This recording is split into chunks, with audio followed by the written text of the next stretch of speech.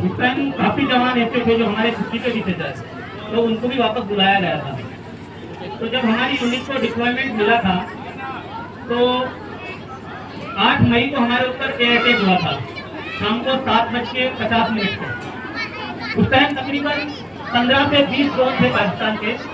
जिन्होंने हमारे ऊपर अटैक किया था, लेकिन उनको ये नहीं पता था कि जहाँ पे वो अटैक करने जा रहे हैं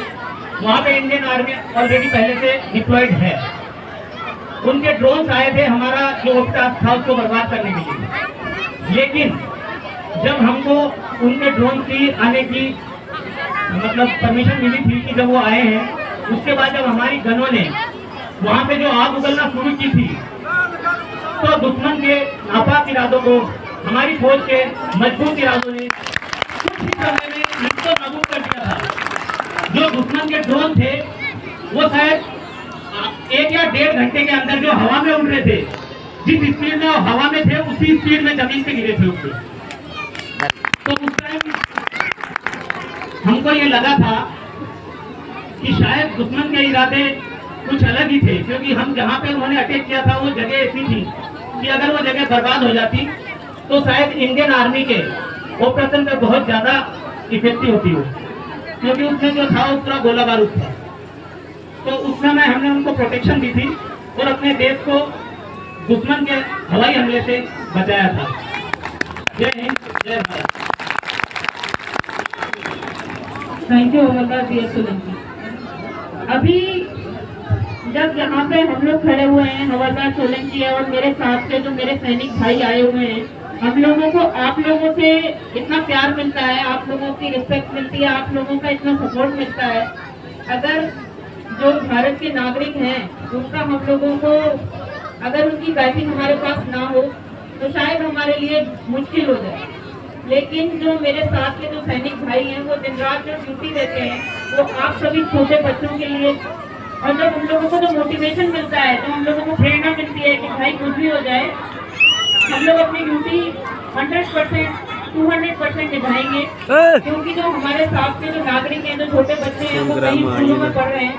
उनकी सुरक्षा, उनका कल का भविष्य हम लोगों को सुरक्षित रखना है।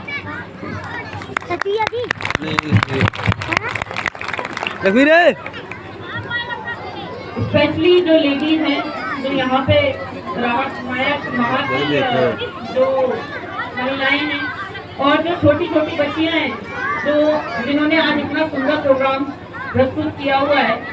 मेरा उनके लिए बहुत ही हम्बल मैसेज है, एक बहुत ही मेरा उनके साथ भावुक मैसेज है कि मैं भी एक छोटे से गांव से हूँ, मैं जम्मू से नहीं हूँ, मेरे को डोगरी भी नहीं आती है। मैंने बहुत कोशिश करी मैम से कि मैम डोगरी में नमस्ते कैसे बोलते हैं, मैम ने बोला नमस्ते बोल दो सब समझ जाएंगे। तो हमारे यहाँ तो खम्मागढ़ी हुकूम बोलते हैं, मैं राजस्थान से हूँ, है ना। तो लेकिन आप भी इसी भारत के हो, मैं भी इसी भारत का हूँ, है ना। आप लोग जैसे एक छोटे से स्कूल से मैंने भी ऐसी ही पढ़ाई की है और मेरे माँ बाप का जो साथ था वो मुझे जहाँ पर मैं हूँ वहाँ तक पहुँचाने में बहुत अहम था। मेरी छोटी बच्चियों से, मैम से, जो जितनी महिलाएं हैं जो कॉलेज में हैं या फिर जो स्कूल में पढ़ रहे हैं 10th में 11th में, उन सबसे रिक्वेस्ट है कि जो यूनिफॉर्म और ये वर्दी पहनने का मौका हर किसी को हर बार नहीं मिलता। अगर आप लोगों को एक ऐसा वर्क एनवायरनमेंट दिया, आपको ऐसी कहीं देश की सेवा करनी है तो वर्दी पहनने का एक मौका पक्का अपनी बेटियों को दीजिए, क्योंकि जो सेटिस्फैक्शन, जो राहत मुझे मिलती है कि मैंने कुछ ऐसा काम किया है जिससे कि मैंने अपने देश की सेवा की है, अपने देश की सुरक्षा की है, वो आप